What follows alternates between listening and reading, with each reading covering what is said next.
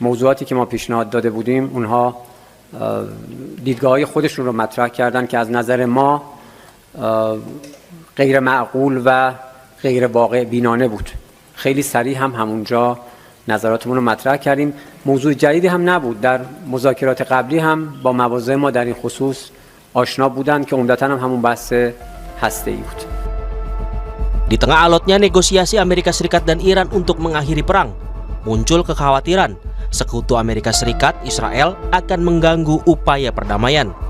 Presiden Turki, Recep Tayyip Erdogan, kembali memperingatkan İsrail tidak boleh dibiarkan merusak gencatan senjata. Daha önce söylediğim gibi sıkılı yumruklarla müzakere olmaz.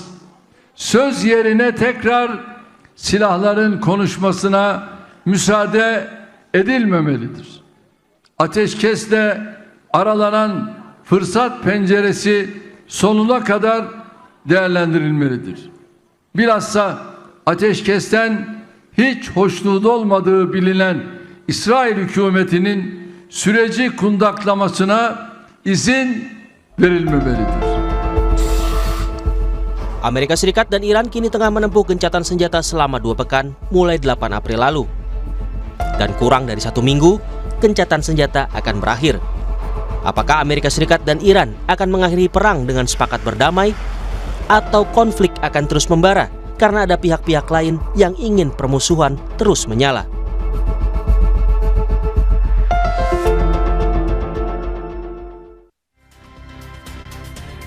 Ya saudara, apakah upaya negosiasi kembali Amerika Serikat dan Iran bakal terganjal dengan ulah sekutu Amerika Serikat? Kita akan bahas bersama dengan peneliti Asia Middle East Center, Mas Pizarro Ghazali Idrus, dan juga Mbak Fauzia Cempaka, peneliti senior Indo-Pacific Strategic Intelligence. Selamat sore. Sore Mas Dino. Pizarro dan juga Mbak Fauzia dari sambungan Zoom. Saya ke Mas Pizarro dulu. Mas Pizarro, bahwa ini situasi sulit, kompleks, dan juga sangat pelik. Bahwa kita mengetahui bahwa di tengah perundingan kedua, putaran kedua antara Amerika Serikat dengan Iran, namun situasi di Israel dan juga Lebanon Selatan ini saling gempur. Israel telah menyerang Lebanon Selatan dan juga sebaliknya retaliasi dari Hezbollah serangan 30 roket ke wilayah Israel. Untuk saat ini seperti apa sebenarnya potensi Israel untuk mengganggu upaya perdamaian antara Amerika Serikat dan Israel? Iya, dalam kamus politik luar negeri Israel mereka tidak mengenal kata damai.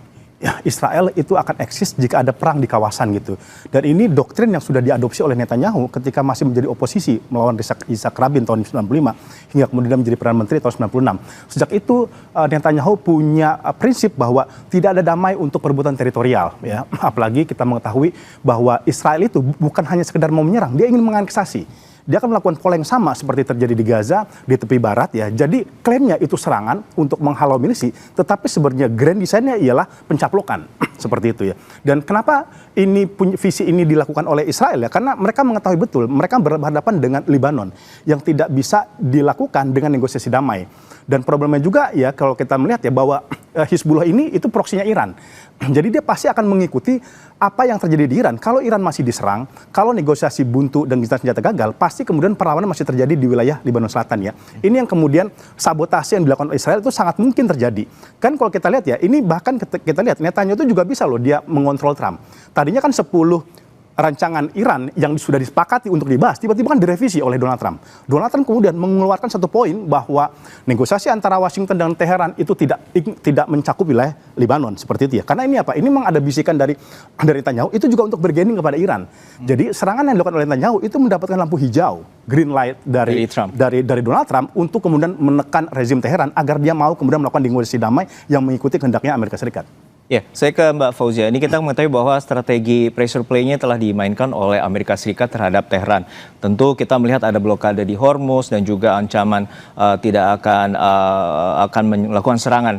Dan ini tentu akan mengancam gencatan senjata. Lalu seperti apa Mbak Fauzia melihat bahwa ini ada Israel dan juga Amerika Serikat dan kemudian potensi putaran kedua apakah juga akan dapat memasuki jalur perundingan?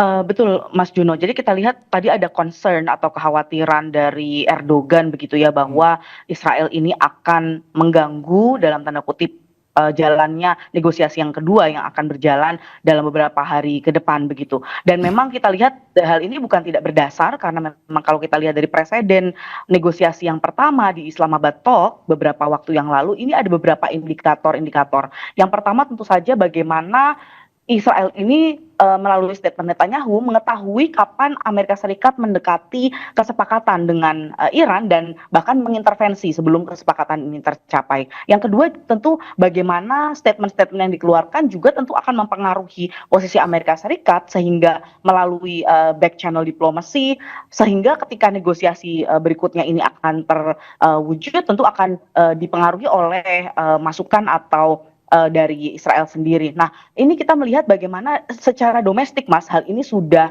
backfire begitu ya ke Trump karena salah satu statement yang dikeluarkan oleh kongresmen atau anggota Kongres dari Demokrat yaitu Mark Pocan bahkan menyampaikan bahwa hal yang aneh ketika administrasi atau pemerintahan Donald Trump ini mendapatkan atau melakukan reportase yang sifatnya harian ke Netanyahu, tetapi bahkan Kongres atau masyarakat Amerika sendiri tidak dilaporkan secara harian begitu oleh Donald Trump. Nah ini sudah kita dapat lihat hal ini mengindikasikan bahwa dalam sistem politik Amerika Serikat sendiri ini sudah mulai terpengaruh, Mas, bagaimana kondisi koordinasi antara Trump dan Netanyahu.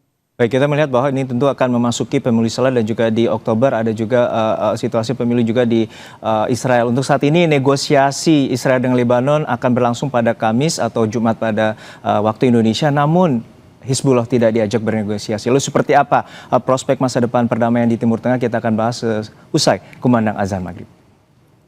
Kembali di Sapa Indonesia Malam. Untuk saat ini tentu upaya negosiasi kembali Amerika Serikat dan Iran bakal terganjal dengan ulah sekutu Amerika Serikat sendiri yakni Israel. Lalu kita akan bahas kembali bersama dengan peneliti Asia Middle East Center Mas Pizarro Ghazali dan juga Mbak Fauzia Cempaka peneliti senior Indo-Pacific Strategic Intelligence. Saya kembali ke Mas Pizarro. Mas Pizarro, untuk saat ini tentu situasi kompleksnya adalah Israel dan juga Hizbullah ini memiliki sejarah yang panjang karena dari manifesto tahun 1985 Hizbullah ingin menghancurkan Israel dan juga sebaliknya Israel ingin melucuti Hizbullah dan juga ingin menganeksasi wilayah Lebanon Selatan sebagai buffer zone. Dan resolusi ini telah terjadi sejak tahun 2000 dari 2006 dengan 1701 resolusi PBB 1701. Untuk saat ini seperti apa sebenarnya kemungkinan Hizbullah diajak untuk berpartisipasi dalam meja perundingan dengan Israel dan juga Lebanon? Akan sangat sulit ya Hizbullah akan dibawa ke meja perundingan untuk berdialog dengan Israel ya. Karena apa? Kita mengetahui Hizbullah selama ini tuntutannya ialah agar Israel menarik mundur dari Lebanon Selatan. Dia keluar dari wilayah Lebanon Selatan. Sedangkan Israel tidak mau kami ada di Lebanon Selatan karena dari wilayah perbatasan masih diserang oleh Hizbullah. Inilah kenapa resolusi nanti PBB tahun 2006 itu deadlock. Berbagai upaya meluncurkan diplomasi dan negosiasi itu selalu gagal mewujudkan perdamaian. Ada deeskalasi, ada declining konflik, tetapi tidak benar-benar memadamkan api konflik di antara mereka. Dan jangan lupa bahwa Hizbullah itu juga terkait dengan Iran. Selama Iran kemudian juga masih diserang, selama Iran juga masih diluncurkan serangan oleh Israel, maka disitulah Hizbullah akan melakukan perlawanan. Bukankah Mas Juno, perang yang terjadi antara Hizbullah dan Israel sekarang itu pasca Israel melakukan serangan kepada Iran. Padahal per November 2024 ada gencatan senjata oleh mereka ya, yang memang walaupun gencatan senjata itu rapuh, tapi minimal itu bisa menciptakan deeskalasi. Dan yang kedua ada faktor Palestina ya. Kita juga melihat bahwa kemudian ketika Hizbullah masuk melakukan peperangan dengan Israel itu juga respon atas operasi Tufan Al-Aqsa yang dilakukan oleh Hamas yang direspon oleh Israel untuk melakukan genosida Gaza. Jadi variabel-variabelnya terlalu banyak, tidak tunggal gitu. Itu yang kemudian akan sangat sulit membawa Hizbullah untuk melakukan negosiasi. Makanya kan tidak aneh ya, Naim Qasim ya kan sekjennya Hizbullah itu mengatakan kami tidak mau melakukan diplomasi gitu. Dan tetapi menariknya yang diajak diplomasi adalah pemerintah Lebanon. Yang sebenarnya itu bukan pihak yang melakukan konflik. Ini persis terjadi di Palestina. Israel didorong Amerika Serikat untuk melakukan negosiasi dengan otoritas Palestina. Padahal konfliknya itu di Gaza, bukan di tepi barat gitu. Nah inilah menurut saya menjadi hambatan yang sangat utama bahwa negosiasi antara Hizbullah dan Israel itu sulit tercapai, ataupun ketika mungkin besok pemerintah Lebanon untuk pertama kalinya kembali duduk satu meja dengan Israel, ada kesepakatan untuk misalnya, saya udah bisa lihat, ini kesepakatan adalah demilitarisasi Lebanon. gitu. Karena Hizbullah. ya, karena tuntutan awal Israel dari dulu itu nggak pernah berubah. Hizbullah harus dilucuti. Persoalannya ialah Lebanon tidak punya kekuatan militer sepowerful Hizbullah. Bahkan bisa dibilang kan Hizbullah itu negara dalam negara. Bahkan dia lebih besar dari tentara reguler Lebanon. Ini yang kemudian kan bukan kali ini aja Mas Juno, upaya untuk melucuti Hizbullah itu dilakukan oleh Lebanon, tapi selalu gagal. Ya, saya ke Mbak Fauzia. Mbak Fauzia, sebenarnya berapa besar realistis terkait dengan tuntutan Iran? Karena 10 poin tuntutan dari Iran yakni tidak ada serangan ataupun agresi terhadap kawasan regional termasuk proksinya Hizbullah di Lebanon. Dan saat ini penghentian serangan terhadap kelompok proksinya menjadi tawaran mutlak dari Iran. Untuk saat ini seperti apa sebenarnya upaya perundingan yang nantinya juga informasinya Trump yakin bahwa optimistis Iran akan menyetujui apa proposal dari Amerika Serikat sendiri?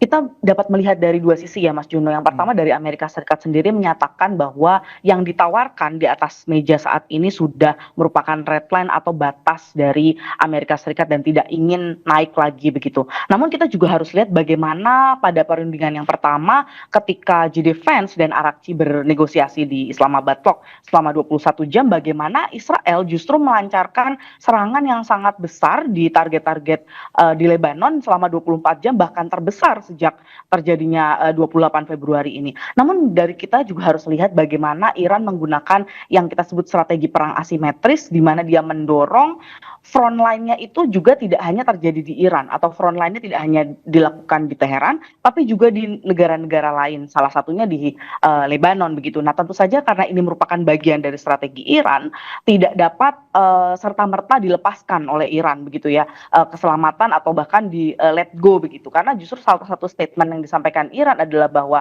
serangan dari Israel terhadap Lebanon ini akan membuat negosiasinya menjadi sia-sia. Nah ini tentu juga bagaimana Kalibaf sudah juga menyatakan bagaimana inilah poin terkait dengan Lebanon inilah yang pada akhirnya gagal mendapatkan kepercayaan delegasi Iran, karena sejak pada saat dilakukan negosiasi di Islamabad malah justru yang dilakukan Israel adalah menyerang habis-habisan di Lebanon, Mas Juno.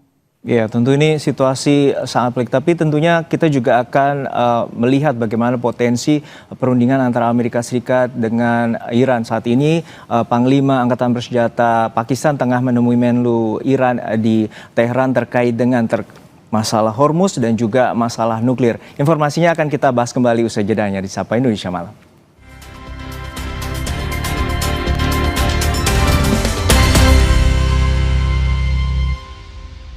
Gurihnya creamy latte, kalau belum coba, pasti nggak nyangka. Terbuat dari kopi Great Brazil dan susu New Zealand, bikin kopinya gurih. Iya, gurih. Penasaran kan? Coba deh, pasti nggak nyangka. Creamy latte, kopi latte, gurih. Kita anak Energen. Sukses dimulai dari Sarapan bergizi lengkap. Energen, sarapan bergizi lengkap pilihan Alo Dokter. Ayo minum Energen. Kita anak Energen. Wow, ini Wow Spaghetti beli 2 gratis 1. Ayo borong sekarang. Wow Spaghetti beli 2 gratis 1. Zaman now, makannya wow. Nenek dapat umroh. Kejutan tutup botol Ramadan Aku Pipa dimulai. Hadiah spesial hanya selama Ramadan. Ada produk elektronik, uang, temukan hadiahnya di semua ukuran Aku Pipa selama Ramadan dari Wingsfood. Tiap orang punya semangatnya masing-masing untuk memberikan yang terbaik. Terima kasih untuk kamu yang tidak bercerita tapi selalu semangat 100%. Kopi Kapal Api. Jelas lebih enak. Penghormatan atas dedikasi luar biasa perempuan-perempuan inspiratif Indonesia dari berbagai bidang. Anugerah Puspa Bangsa, Selasa 21 April pukul 8 malam di Kompas TV. Nenek dapat umroh. Kejutan tutup botol Ramadan Aku Pipa dimulai. Hadiah spesial hanya selama Ramadan. Ada produk elektronik, uang, temukan hadiahnya di semua ukuran Aku Pipa selama Ramadan dari Wingsfood. Namun semenjak saya menjadi guru honorer kawan, saya sudah mulai jarang tuh ibadah-ibadah nongkrong kayak gitu. Karena teman-teman saya nih kalau nongkrong itu tempatnya mahal-mahal banget. Makanan mahal, minuman mahal. Sedangkan gaji saya lebih cocok untuk obat hati yang lain. Perbanyaklah berpuasa. Sumpah kacau banget bener. Gaji cuma cukup beli takjil, astagfirullah. Suci 12, Show 2, pukul 9:30 malam.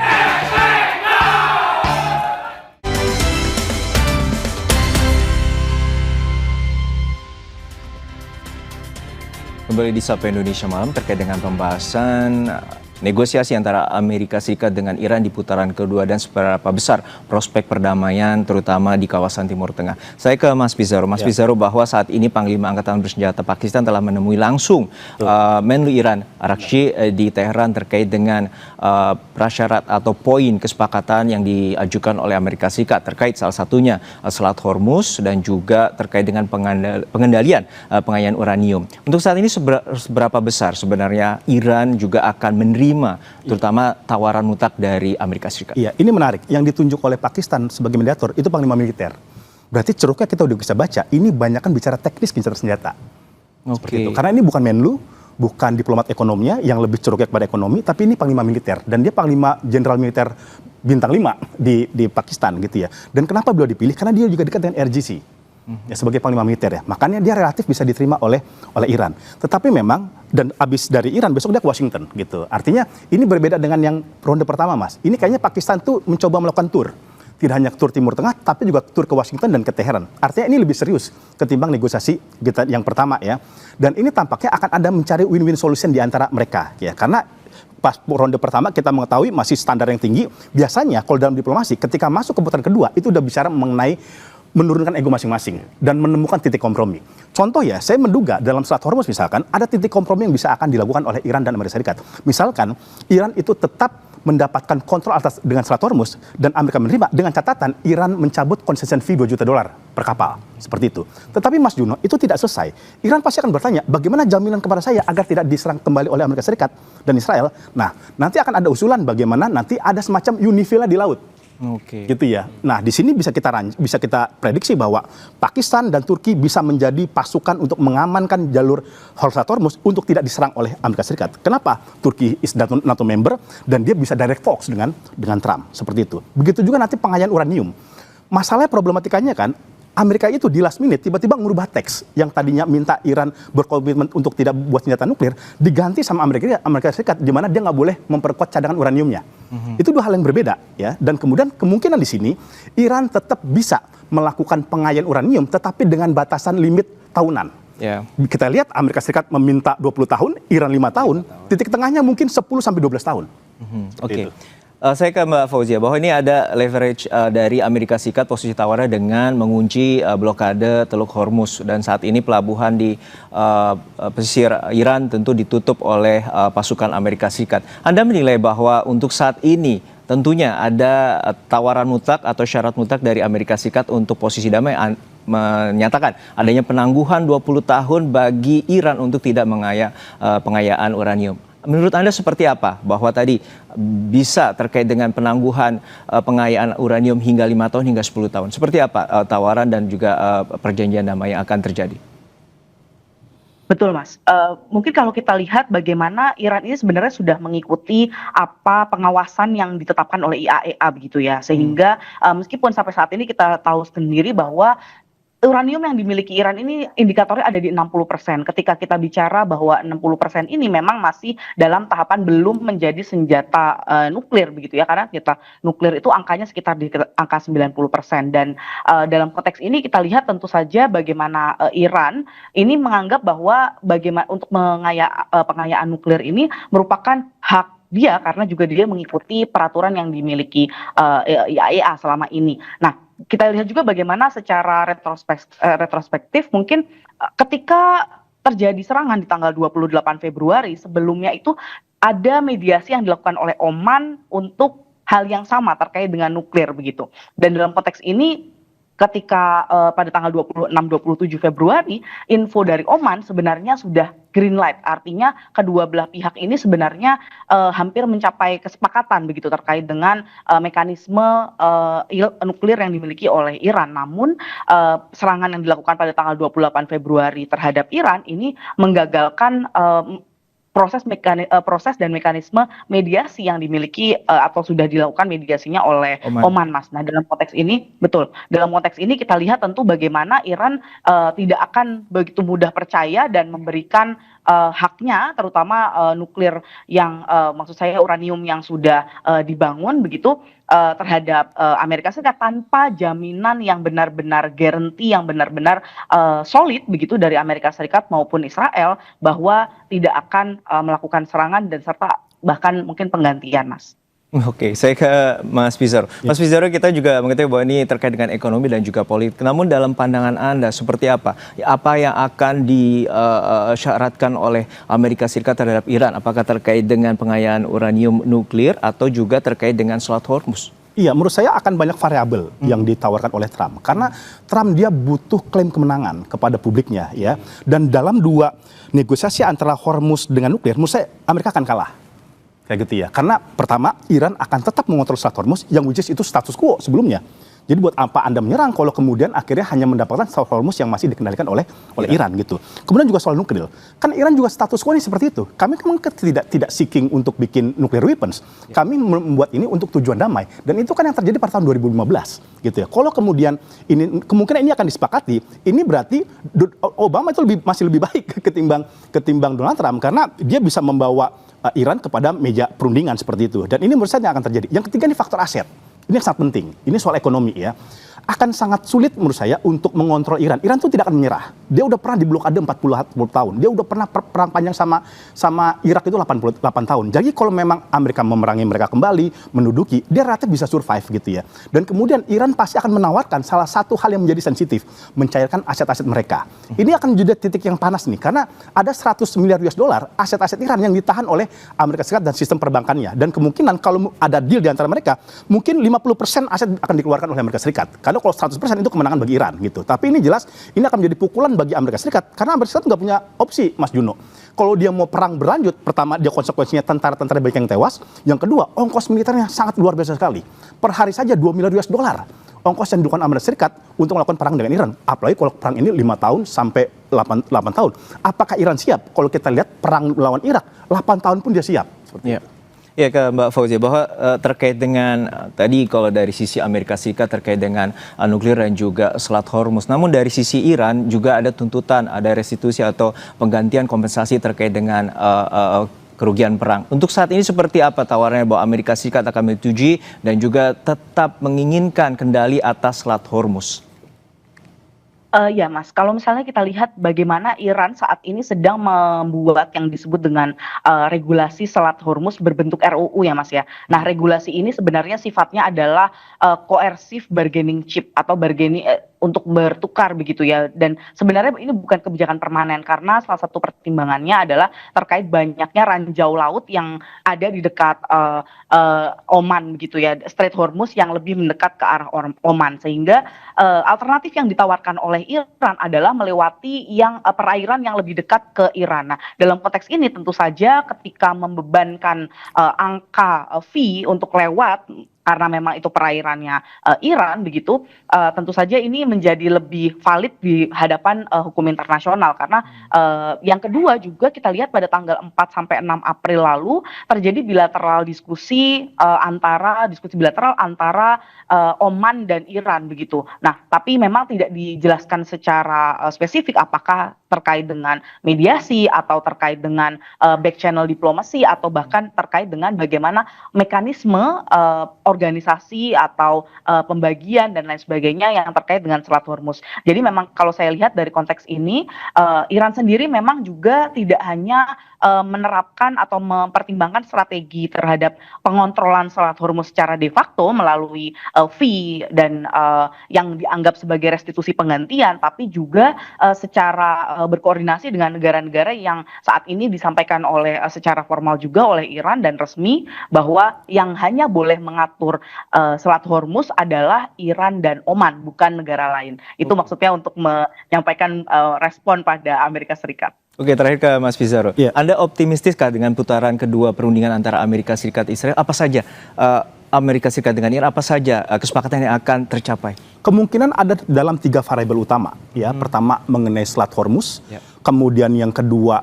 mengenai nuklir, Yang ketiga mengenai proksi. Ya. Spesifiknya? Ya, karena kita melihat dalam kemarin besok di Washington ada pertemuan ya dengan Libanon gitu. Spesifiknya menurut saya sekarang udah mulai dibahas masalah teknis, apakah kemudian setelah Hormuz kembali dalam kontrol Iran seperti itu ya. Tetapi Iran pasti dia minta jaminan. Dan jaminan itu kemungkinan akan ada pasukan-pasukan internasional untuk mengawal kepastian ini. Tetapi ini Mas Juno sangat sekali kuat.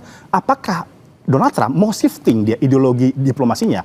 Selama ini Trump ideologi diplomasinya Iran harus menyerah, bukan mencari kesepakatan. Tidak mau kehilangan muka tentu. Tidak mau kehilangan muka. Kalau kemudian masih seperti ini, tidak akan ada kemajuan di dalam diplomasi. Seperti itu. Maka kita berharapkan ada standar ego yang diturunkan masing-masing untuk mencapai titik temu. Karena kalau ini terus berlanjut, harga minyak akan semakin naik, harga energi semakin naik, dan juga harga pangan juga akan melambung. Baik, tentunya kita juga melihat bahwa perang ini tidak akan menguntungkan semua pihak dan juga akan merugikan semua pihak terkait dengan ekonomi dan juga politik di kawasan Timur Tengah dan berdampak secara global. Tentu kita harapkan perundingan di putaran kedua akan menemui titik temu dan juga terjadi kesepakatan perdamaian antara Amerika Serikat dengan Iran. Terima kasih sekali lagi Mas Pizarro Ghazali, peneliti Asia Middle East Center, dan juga Mbak Fauzia Cempaka, peneliti senior Indo-Pacific Strategic Intelligence, telah berbagi perspektif bersama kami di Sapa Indonesia Malam. Sehat-sehat selalu Mas dan Terima kasih Fauzia. Mas Juno.